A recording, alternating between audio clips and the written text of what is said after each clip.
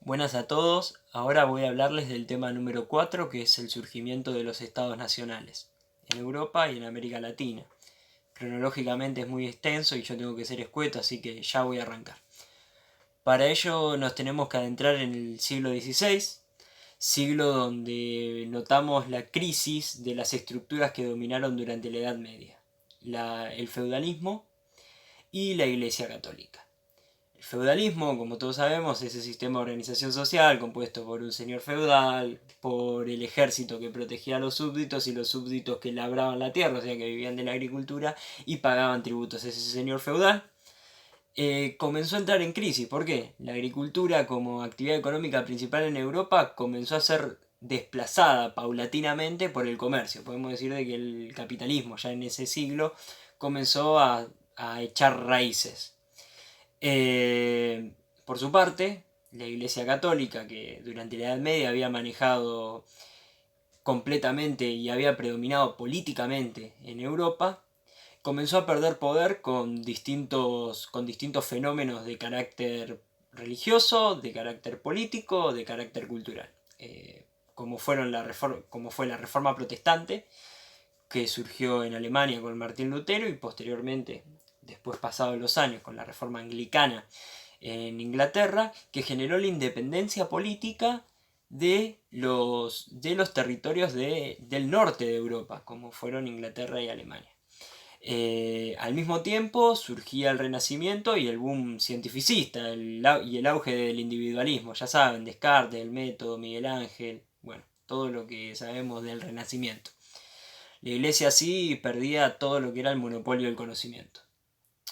Dada esta situación, podemos decir que aparecen los estados ahora, ¿sí?, como unidades políticas delimitadas territorialmente y secularizadas, o sea que no dependían de la Iglesia, con una jefatura propia.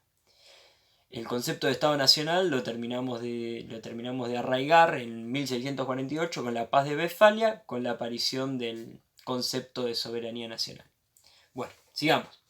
Ya habíamos hablado de la incipiencia del capitalismo, ya vamos a hablar de que el capitalismo, utilizando el comercio, va a ser la actividad principal y la que hoy en día creo que sigue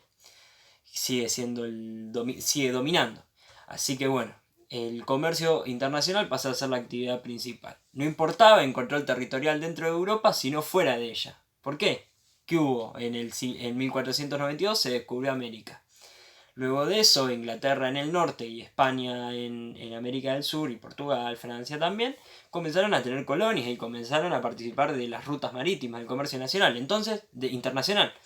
Entonces, ¿qué empezó? Las disputas eran por el dominio de las rutas comerciales.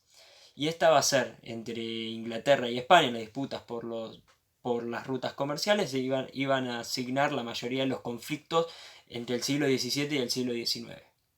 Ya con un capitalismo ya afianzado, ya me voy con el tiempo, con la revolución industrial y con España ya derrotada y con Inglaterra como el actor predominante, vamos a hablar del surgimiento de los estados nacionales en América Latina. Es un proceso que ocurre pasado ya la mitad del siglo XIX y que fue fruto de las disputas internas que fueron dadas por las colonias que se habían independizado. Argentina se había independizado en 1810 y recién tuvo un Estado Nacional en 1880. Hubo 70 años de disputas internas por cómo se organizaba el Estado Nacional. ¿Cómo se organizaba ese Estado Nacional? Teníamos que ver qué rol ocupaba Argentina y cómo se paraba nuestro país en el comercio internacional.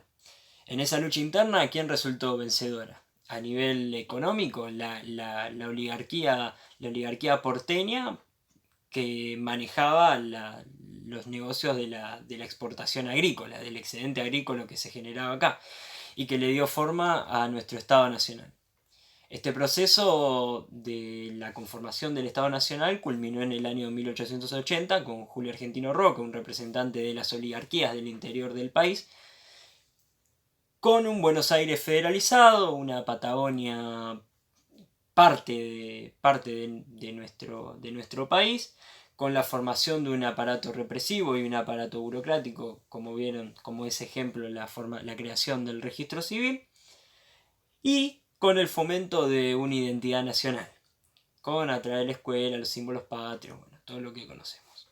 Y con lo más importante, que es el afianzamiento hasta el año 1930, que tuvimos las consecuencias de la Gran Depresión, del modelo económico agroexportador. Así que con eso, que lo tienen en el texto de Osla con los atributos de la estatalidad para tener una estructura mucho más clara, podemos utilizarlo de intervención. Espero que les haya servido y les mando un saludo.